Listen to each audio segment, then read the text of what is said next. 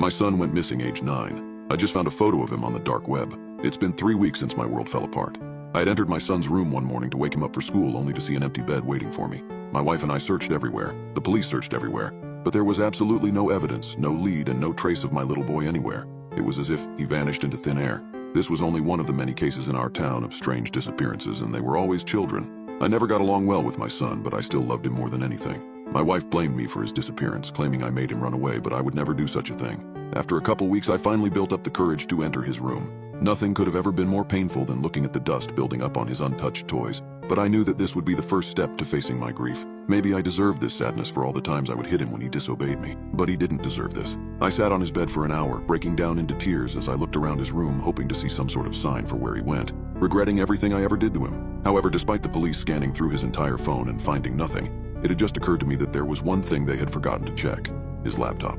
I was certain there would be nothing on it. He only ever used it to play Minecraft and Roblox with his friends, but I was desperate for anything that could give me a chance of finding him. I jumped off the bed and went straight to his desk, ripping open the laptop, frantically pressing the spacebar as I waited for it to finish charging. The glow of the screen eventually illuminated my surroundings as my eyes adjusted to what was being presented before me. After scouring through the laptop for 10 minutes, I found nothing. I'd almost completely given up, my heart slowly dropping as I realized there was nothing I could find to save him. That was until I noticed his hard drive behind his pencil case on the desk.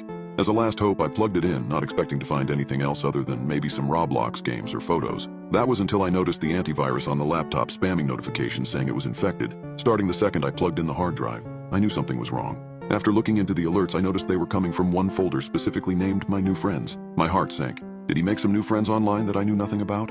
Were they the reason he's gone? I opened the folder and was met with a bunch of shortcuts for an application named Tor Browser, which I didn't at the time. I didn't realize was a direct path to the dark web. I felt a glimmer of hope that I might actually be able to find where he went. My prayers had been answered, and a tab had been left open, though it wasn't one I recognized. There were several weirdly titled links, many of which were live streams. I noticed one had been left highlighted and labeled "Click to see him." I don't know what I was thinking at that moment, but I did just that. I clicked on the link. The screen loaded for a few seconds before a photo blipped up. It was my son. Standing on either side of him were two other people, though their heads weren't in frame. The uneasy expression of my son being held in place by these two beings made me feel faint. I struggled to breathe properly as I began going into a panic attack. Before I could absolutely lose it, I leaned in to get a better look at the photo, only to be blinded by a large pop-up covering the image that looked like some sort of questionnaire. Someone was playing a sick game on me, but I had no choice but to proceed and play along. They had my son, and this was my only chance of getting him back. The first question on the screen was shockingly personal. "Are you looking for a missing son?" My trembling finger hovered over the mousepad before finally pressing yes. The webpage transformed, presenting a grid of photos of children, all with the same lost look as my son with the same background. Why the hell were there so many? I scrolled through, knowing there must have been so many other parents feeling this same pain. That was until I saw him. It was a recent photo, his hair a little longer than I remembered. As I selected it, a pit formed in my stomach. My son's information filled the screen, his stats, his favorite foods, even the clothes he was last seen wearing.